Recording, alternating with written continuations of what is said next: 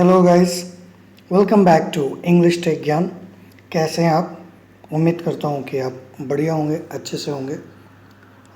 आज मैं जो वीडियो आपके लिए लेकर आया हूं, ये एक मॉक टेस्ट है और प्रीवियस ईयर बेस्ड क्वेश्चन है, ठीक है। और ये आप CGL के लिए, CGL 1 के लिए देख सकते हैं, ओके। तो उम्मीद है कि आपको वीडियो अच्छा लगेगा। आप एक एक आंसर और एक्सप्लेनेशन को ध्यान से देखेंगे ताकि कहीं कोई कॉन्सेप्ट मिस ना हो जाए। क्लियर? तो इसके लिए आप वीडियो को एंड तक ज़रूर देखेंगे।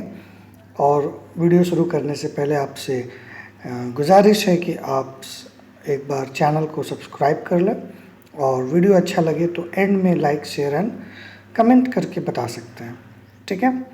चलिए तो स्टार्ट करते हैं। We have first question. आपकी स्क्रीन पे जो क्वेश्चन है आप उसका पिक लेके अपने से भी सॉल्व कर सकते हैं या वीडियो पॉज करके सॉल्व करें और फिर बाद में चेक भी करें, ओके ना। सो फर्स्ट वर्ड हमारा है मैग्नानिमिटी। जो क्वेश्चन में है वो है और सेम करना है, मतलब सिनोनिम बताना है। जो वर्ड आपको दिया है मैग्नानिमिटी, इसका सिनोनिम करना है। तो मैग्नानिमिटी का मतलब होता है उदारीवाद या उदारवादिता, ठीक है। उदारवाद लिखते हैं, उदारवाद। चलिए, उदारवाद क्या होता है? दैट मीन्स दयालुता भी आप कह सकते हैं, दयालुता, ठीक है, दयालुता। मैग्नानिमिटी या मैग्नानिमस भी वर्ड पूछ सकता है। मिट्टी की जगह MOUS मस भी लगा देगा तो मैग्नानिमस भी आ जाता है। विरुलेंस और इनवीडियसनेस, ये दोनों का एक ही मतलब है। कोई ऐसी चीज़ जो द्वेष से भरा हो, शार्प, बिटर, दुश्मनी हो या शार्प हो, या कोई चीज़ कड़वाहट से भरी हो, उसको विरुलेंस एंड इनवीडियसनेस कहते हैं, ठीक है। तो ये नेगेटिव वर्ड्स हैं, कड़वाहट और बिटरनेस के लिए यूज़ करते हैं। और वॉलेटाइल का मतलब आप जानते हो, कोई चीज़ में अप एंड डाउन है, ये बहुत ऊपर नीचे जा रहा है, ऐसे शेयर मार्केट होता है, वॉलेटाइल होता है। तो आंसर इज ऑल्ट्रुइज्म। ऑल्ट्रुइज्म मतलब उदारवाद होता है। ऑल्ट्रुइस्टिक पढ़े होंगे, ठीक है। ऑल्ट्रुइस्टिक नेचर का है, मतलब बहुत ही परोपकारी है, उदारवादी है। तो मैग्नानिमिटी का सिनोनिम उदारवाद, ऑल्ट्रुइज्म। क्लियर है? चलो, नेक्स्ट क्वेश्चन हमारा इडियम है। एंड इडियम आपको दिया है बॉडी एंड सोल। अगर आप किसी काम में बॉडी एंड सोल लगा रहे हो, मतलब आप उसको पूरी तरह से करने की कोशिश कर रहे हो, होली एंड एंटायरली, कंप्लीटली, पूरी तरह से आप उस काम को करने की कोशिश कर रहे हो। कहते हैं उसने इस काम में अपनी आत्मा झोंक दी है, मतलब पूरी कोशिश के साथ इस काम को किया है।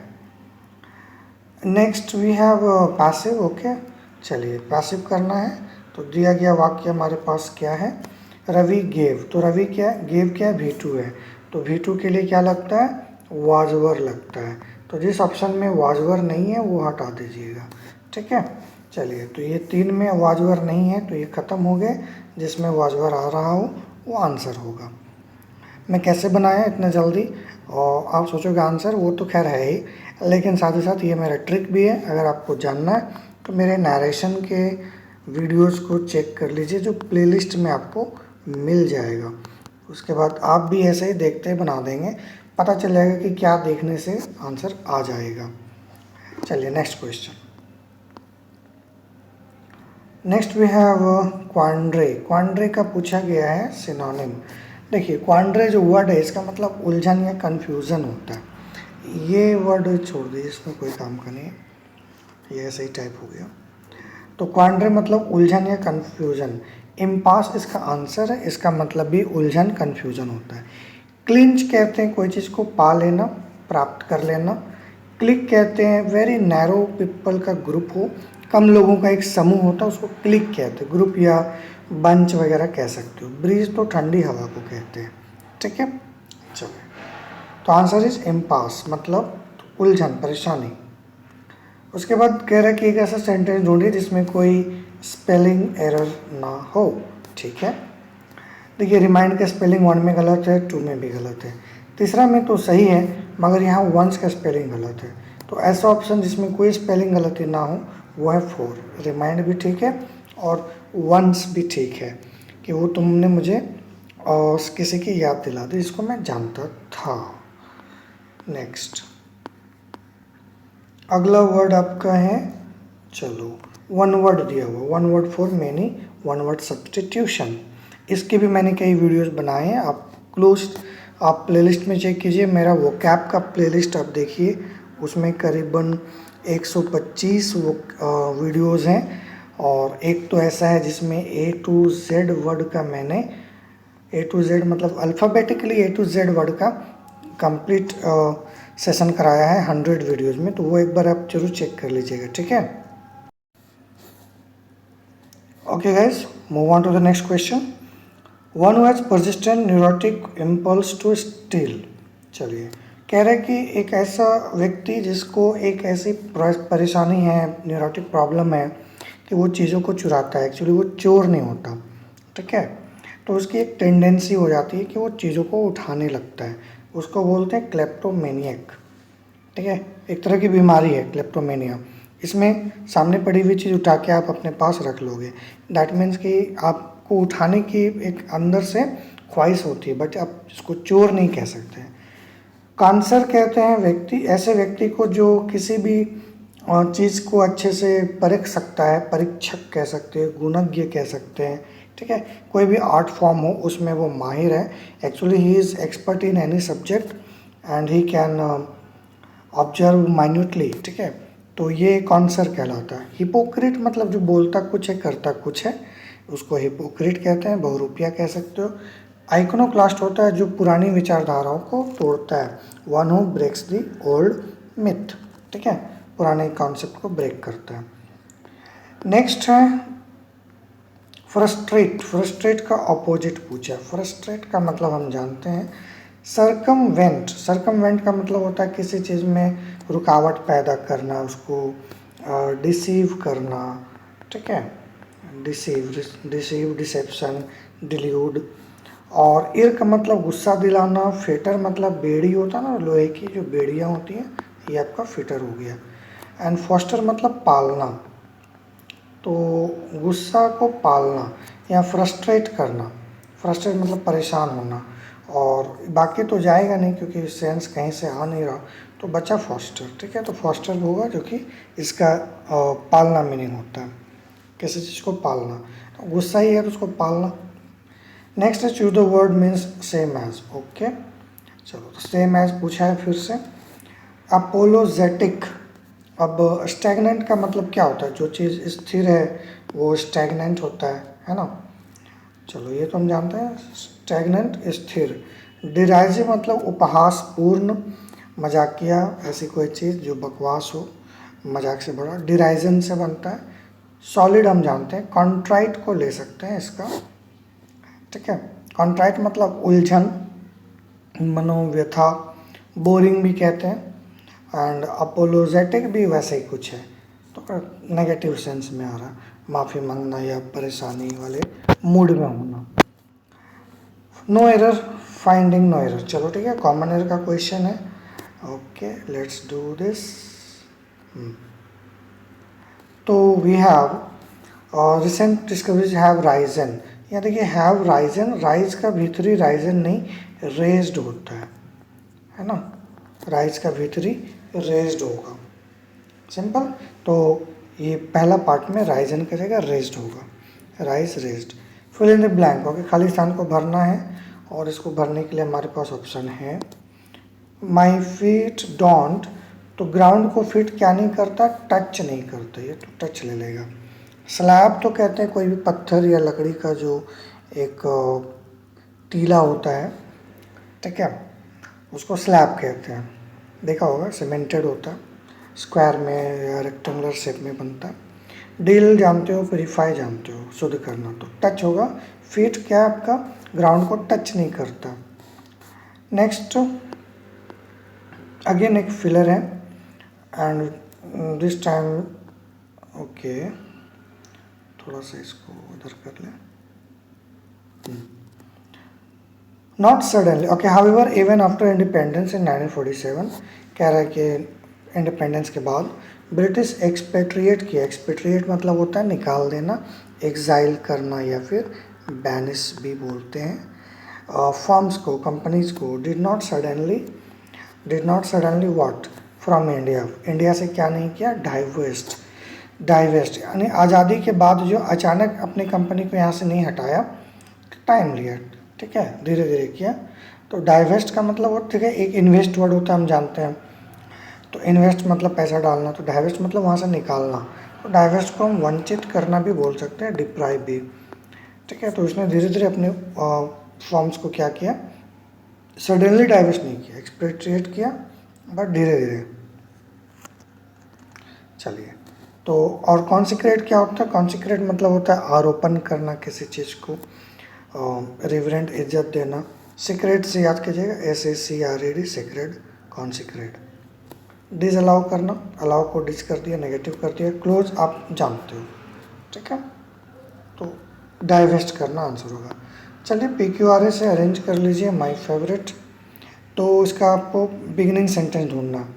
यहाँ हमने पढ़ा वर्जन्स ऑफ, चलो यहाँ देखिए, यहाँ पे है such as Ghana, Jamaica, India and the.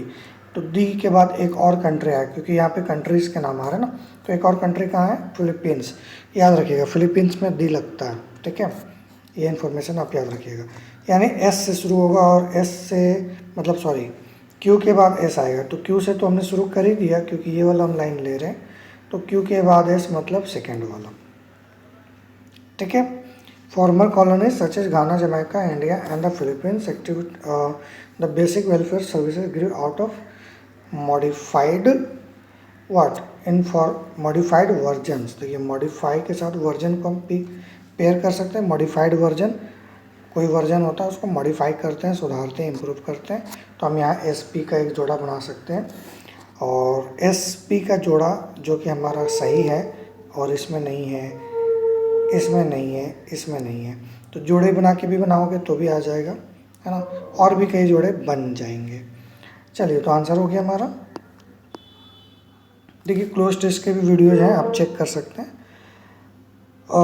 One word है, one word substitution. Study of heavenly buddies. तो हेवनली बडीज़ के स्टडी को क्या कहते हैं, इसको कहते हैं एस्ट्रोनॉमी, ठीक है।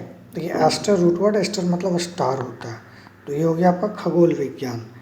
स्टार गेजिंग मतलब तारा देखना, और क्या, गेज मैंने देखना, स्टार मतलब तारा।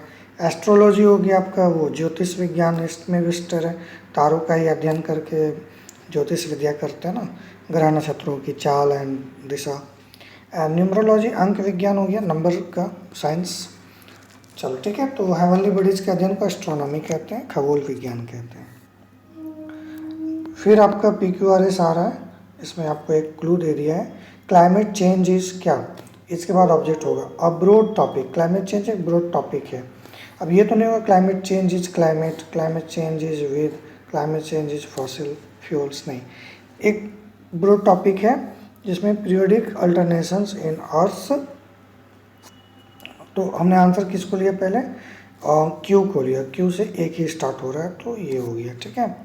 चलिए, तो earth what, earth climate caused by natural forces in combination, combination में PR बना दीजिए, कॉम्बिनेशन के साथ R लग जाएगा, है ना, combination with the effects of various human activities like burning of what, burning of fossils. तो यहाँ बहुत सारे पेयर बन रहे हैं, अगर आप बनाएंगे तो burning of fossils, combination with, और जब पेयर मिल जाता है तो वहाँ आंसर हो जाता है नॉर्मली। अभी जैसे PR का पेयर मिला, तो PR यहाँ नहीं है, यहाँ नहीं है, यहाँ भी नहीं है, तो एक जगह है तो हो गया, ठीक है। आप पेयर बनाते तो भी मिल जाता आपको। 15 नंबर नरेशन है, बढ़िया। देखिए, सेज मतलब विद्वान, उसने कहा कि man proposes and God disposes. Man propose करता है, गॉड डिस्पोज कर देता है, ठीक है। चलिए, अब हम जानते हैं कि ऐसे वाक्य जिसमें स्टेटमेंट हो, यूनिवर्सल ट्रूथ हो, इसका टेंस नहीं बदलता है, भले RV आपका पास्ट क्यों ना हो। तो इसमें तो भाई मैन प्रपोजेस, इसमें टेंस तो नहीं बदला है, लेकिन चूँकि सब्जेक्ट सिंपल प्रेजेंट रखेंगे टेंस, तो मैन के साथ डिस्पोजेज होना चाहिए ना, तो ये तो हुआ नहीं, इसमें टेंस ही बदल दिया ED लगा के, इसमें भी हैड वैड लगा दिया, तो आंसर कौन होगा, पहला, ठीक है। जैसे हम बोलते हैं honesty is the best policy, उसने कहा he said honesty is the best policy, is ही रहेगा, वाज नहीं होगा, क्योंकि honesty is the best policy क्या है, एक यूनिवर्सल ट्रूथ है, बिल्कुल ऐसे ही, जैसे man proposes and God disposes. तो जहाँ टेंस चेंज हो गया वहाँ से आंसर हट गया। नेक्स्ट सब्सटीट्यूट आ गया वापस। One who hates institution of marriage, मतलब वन हु हेट्स मैरिज आता है ना, मिसोगेमिस्ट। मिस मतलब हेट और गेम मतलब गेमिस्ट मतलब मैरिज। तो जो मैरिज से नफरत करता है मिसोगेमिस्ट होता है, पढ़े होंगे। पॉलीग्लॉट होता है हु नोज मेनी लैंग्वेजेस। पेडांटिक मतलब होता है जो अपने नॉलेज का प्रदर्शन करता है। और कॉकेट मतलब चरित्रहीन। चलो ठीक है। नेक्स्ट ओके, कॉमन एरर दिया है। अच्छा, fill in the blank. Improvement है। मैन में डाई कहता है आदमी मर सकता है। नेशंस में राइज, नेशंस राइज करते हैं एंड फॉल भी कर सकते हैं। बट आइडिया, आइडिया क्या होता है, ये जिंदा रहता है। मैन मरता है, राष्ट्र मरता है, सब मरता है, जिंदा रहता है। आइडिया मरता नहीं है, तो ये लिव्स ऑन होगा। ठीक है। अब यहाँ लिव्ड ऑन क्यों नहीं हो रहा, क्योंकि यहाँ देखिए ये rise present, fall present, die present, तो यहाँ पास्ट कैसे होगा, तो ये तो रॉन्ग हो गया। अब सब्सटीट्यूट में लिव्स इन तो नहीं होता है, ठीक है, लिव इन हाउस होता है। तो लिव क्यों नहीं लिया, क्योंकि आइडिया सिंगुलर है, तो फिर वर्ब V5 लेना पड़ेगा, यानी कि 4 नंबर लिव्स ऑन। चलिए इडियम एक आ रहा है, स्लैप ऑन द रिस्ट, यानी किसी को कलाई पे हल्के से मारना। तो इसका मतलब होता है कि माइल्ड पनिशमेंट, आप किसी को बहुत हल्का सजा दे रहे हो, मतलब किसी को गाल में मार रहे हो, बदन में मार रहे हो, तो ये हो गया कड़ा, सीवियर पनिशमेंट। लेकिन आपने हल्के से हथेली में मार दिया चट से, तो ये तो वही माइल्ड पनिशमेंट है। पनिशमेंट हुआ लेकिन माइल्ड हुआ, जैसे बच्चों को हम हल्का पनिशमेंट देते हैं वैसे। नो एरर वाला क्वेश्चन है, मतलब इम्प्रूव कॉमन एरर आ गया। And it just recently awarded, आपने देख लिया, चलिए दिमाग लगा लिया, बढ़िया। आंसर है नो एरर, इसमें कहीं कोई एरर ही नहीं है। रीक मतलब धुआं देना होता है, स्मोक या फॉग होता है, ठीक है, फ्यूम भी बोलते हैं। तो इसमें कहीं कुछ है नहीं, $1,000,000 हाइफन दिया है, डॉलर में एस नहीं लगेगा। और कॉन्ट्रैक्ट के पहले ये आपका एडजेक्टिव का काम कर रहा है, कॉन्ट्रैक्ट नाउन है, इसके पहले आर्टिकल लिया है, सब तो ठीक है। And it just recently awarded, किसी ने अवार्ड किया, कहीं का कोई सेंटेंस होगा, बट इसमें कहीं एरर नहीं है। नेक्स्ट यहाँ से आपका स्टार्ट हो रहा है ये cloze test. Many fruits and vegetables change, कह रहा है कि बहुत सारे फ्रूट्स एंड वेजिटेबल चेंज कर हो जाते हैं वह दे राइप, जब वो पकते हैं। तो भाई जब फ्रूट पकता है, कोई भी फ्रूट या सब्जियां पकती हैं, तो क्या हो जाता है, कौन सा चेंज होता है, तो ऑप्शन देख लीजिए कौन सा चेंज होता है यहाँ पे।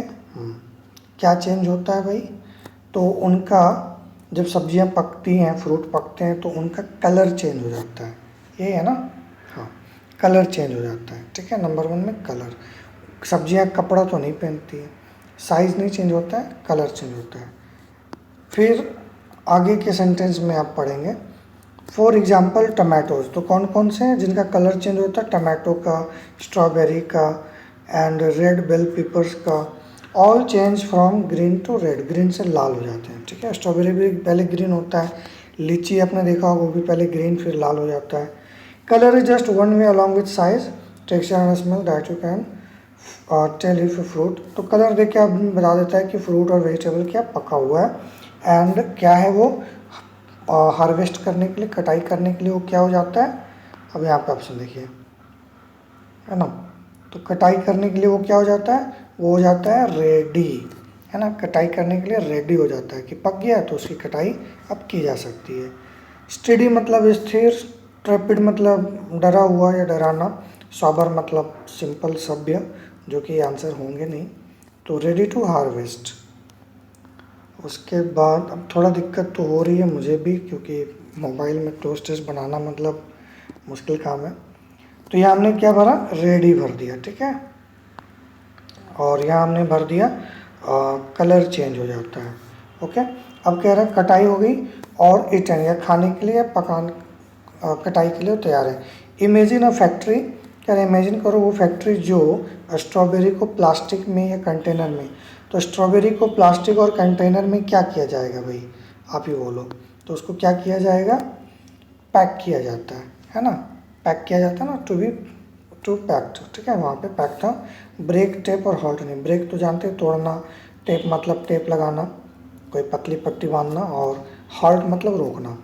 तो स्ट्रॉबेरी को क्या करते हैं, जो भी चीज़ें हैं इनको पैक करते हैं ना into plastic containers to be, और पैक क्यों करते हैं, पैक क्यों करते हैं, टू बी शिप ऑफ, कि उसको कहीं भेज देंगे, शिप्ड ऑफ के लिए, ठीक है। To grocery store, grocery store में भेजने के लिए उसको पैक करते हैं, मैनेज करने के लिए पैक नहीं करते हैं, सूट और अकाउंट करने के लिए नहीं।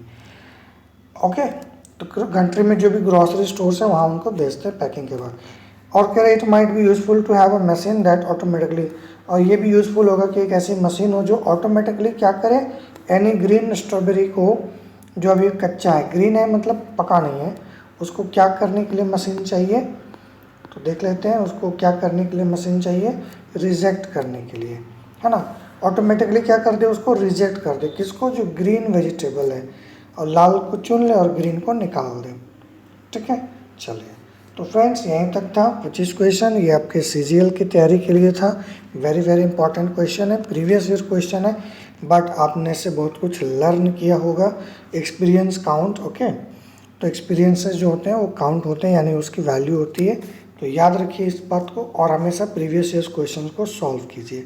मैं आगे और भी ऐसे ही प्रीवियस ईयर्स क्वेश्चंस लाता रहूँगा।